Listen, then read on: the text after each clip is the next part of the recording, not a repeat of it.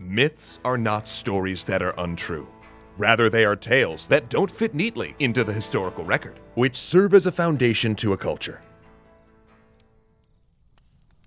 As the sun rose, and shafts of light slanted into the halls of Asgard, Thor, the strongest of all the gods, and scourge of giants and frost monsters everywhere, snorted, rolled over in his bed, and reached instinctively for his mighty hammer, which he had used in many a battle. But his fingers closed on nothing, for while Thor slept, his mighty hammer Mjolnir had been stolen.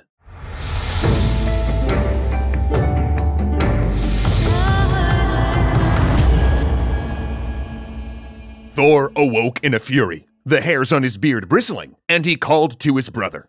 "Loki! Loki! This is a disaster!" he shouted. "My mighty hammer Mjolnir has been stolen!"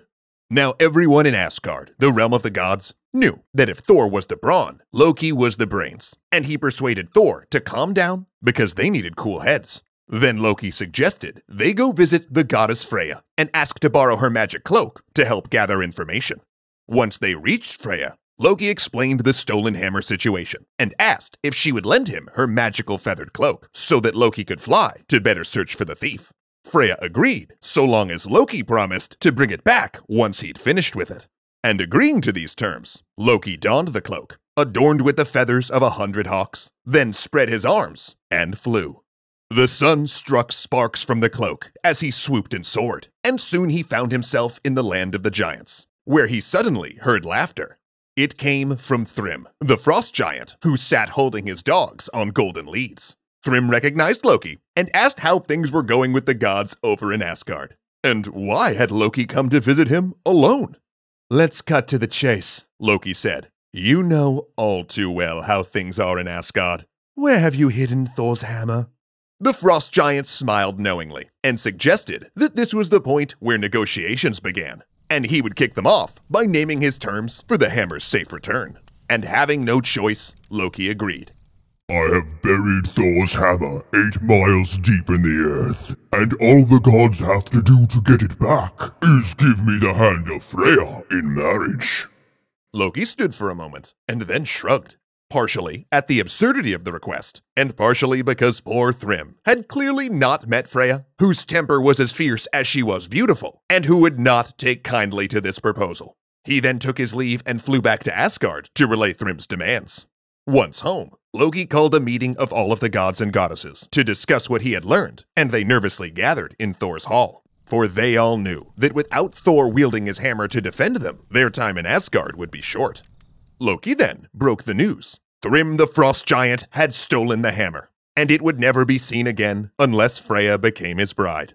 "Sounds fair to me," said Thor. But Freya's eyes flashed. Such was the anger at the suggestion that she should marry a giant and have no choice in the matter, that the walls of the hall shook and her necklace burst, sending the gods diving for cover as golden amber beads flew through the air like flaming bullets in the torchlight. Then Heimdall, the watchman, wisest of the gods, stood up carefully and said he had an idea. If Thrym wants Freya, then they should send him Freya.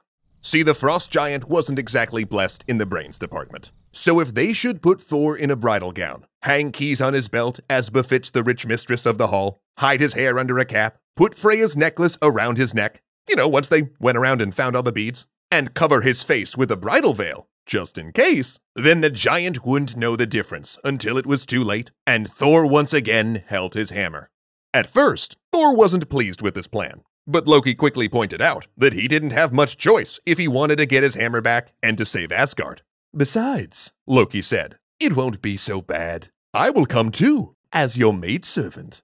Thor harumphed petulantly, but he knew Loki was right, and so squeezed into Freya's second best dress. No way in heck she was going to let him ruin her first best. Keys at his belt, a cap on his head, the hastily repaired necklace around his neck, and a bridal veil covering his beard. Thor hitched the goats to his magical carriage. Then with Loki on board, who was also wearing a rather fetching dress himself, they set off for the land of the giants.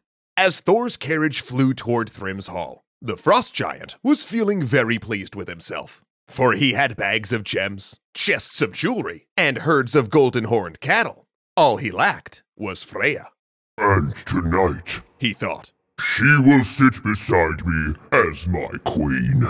As the sunset washed through the windows of Thrym's hall in smoky shafts, his servants placed fresh straw on the feasting benches and set out the wedding feast. And as Freya came into the hall, some of the more observant giants, which admittedly wasn't many, couldn't help but notice how tall and muscular their new queen was, and how her maidservant had quite the mischievous twinkle in her eye.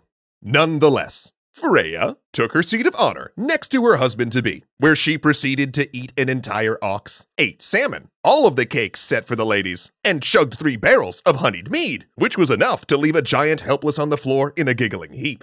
Seeing this, Thrym was a tad suspicious. Who ever saw a bride polish off quite so much in one sitting? And I've never seen a woman hold her liquor quite like you. Sensing the plan might be about to end in disaster, maidservant Loki quickly jumped in, stating that so hot was Freya's desire to be with Thrym that she had fasted for 8 days and nights to better appreciate his generosity. Oh, hot, eh? Thrym said. Then I must steal a kiss. Leaning in seductively, Thrym lifted the bridal veil and planted a smacker on Freya's lips.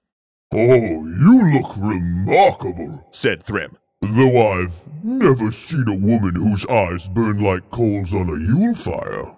Again, Loki jumped to the rescue, telling Thrym that so eager was Freya to join him that for 8 nights she had not slept a wink, so that her eyes burnt with desire for the giant.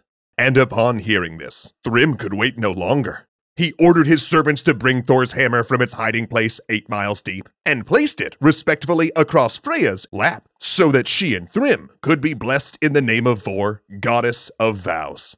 Freya's heart quickened, not at the thought of the upcoming nuptials, but at the revelation that revenge was at hand.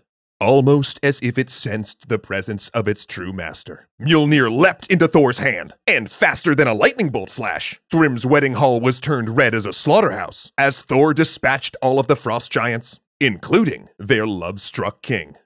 With the day won and the hammer returned, the brothers flew home together, and it was there that Thor had an epiphany. While he and Loki might not always like each other, let alone trust one another, when it came to protecting Asgard, they made a pretty good team. Well, hello there, Ahmed Ziad Turk, Alicia Bramble, Casey Mustia, Dominic Valenciana, Gunnar Clovis, Kyle Murgatroyd, and O'Reels1. Thanks so much for being legendary patrons.